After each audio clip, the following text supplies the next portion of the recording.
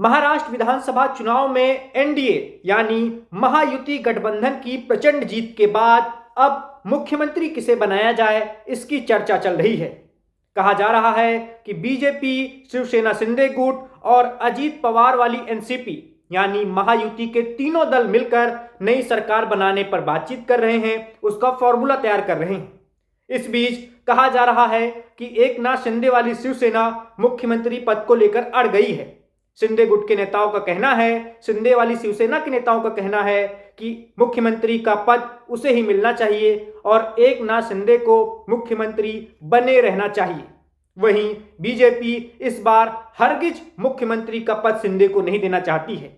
BJP का कहना है कि उसकी सबसे ज्यादा सीटें हैं, 132 सीटें, जो बहुमत के आंकड़े 145 से थोड़ी ही कम है और इसी वजह से बीजेपी मुख्यमंत्री का पद अपने पास ही रखेगी।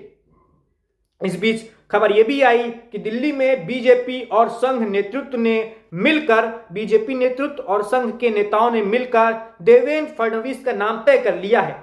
देवेंद्र फडणवीस तीसरी बार महाराष्ट्र के मुख्यमंत्री बनेंगे और उनके साथ 2 उप मुख्यमंत्री बनेंगे, जो एक उप मुख्यमंत्री शिवसेना शिंदे गुट वाली से और एक उप मुख्यमंत्री अजीत पवार वाली एनसीपी से। तो अजीत पवार वाली एनसीपी से तो अजीत पवार खुद डिप्टी सीएम बनेंगे, ऐसा कहा जा रहा है।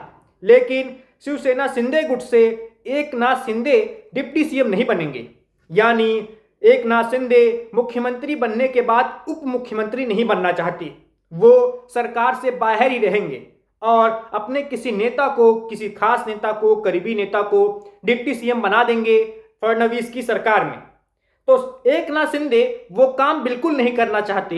वो यहां पर वो चालाकी दिखा रहे हैं जो काम देवेंद्र फडणवीस को करना पड़ा था बीजेपी आला कमान के दबाव में। वो काम कौन सा था? आपको बता दें, 2014 से 2019 तक जब देवेंद्र फडणवीस मुख्यमंत्री थे तो उनकी सरकार में एकनाथ शिंदे मंत्री हुआ करते थे। उसके बाद 2022 में जब एकनाथ शिंदे मुख्यमंत्री बनते हैं तो देवेंद्र फडणवीस को बीजेपी आला कमान के दबाव में आकर उनकी सरकार में उप मुख्यमंत्री बनना पड़ता है। अब जब देवेंद्र की बारी आई है मुख्यमंत्री बनने की, उनके पास ताकत है, शक्ति है, तो एकनाथ शिंदे उनकी सरकार में उप मुख्यमंत्री नहीं बनने जा रहे। वो कहा जा रहा है कि सरकार से बाहर ही रहेंगे, यानी एकनाथ शिंदे यहां पर चालाकी दिखाते हुए नजर आ रहे हैं। वो अपना पद और बड़ा करना चाहते हैं, अपना कद और बड़ा करना चाहते हैं महाराष्ट्र की राजनीति में और देश की राजनीति में। वो मुख्यमंत्री से फिर उप मुख्यमंत्री बनकर अपने कद को छोटा नहीं दिखाना चाहते।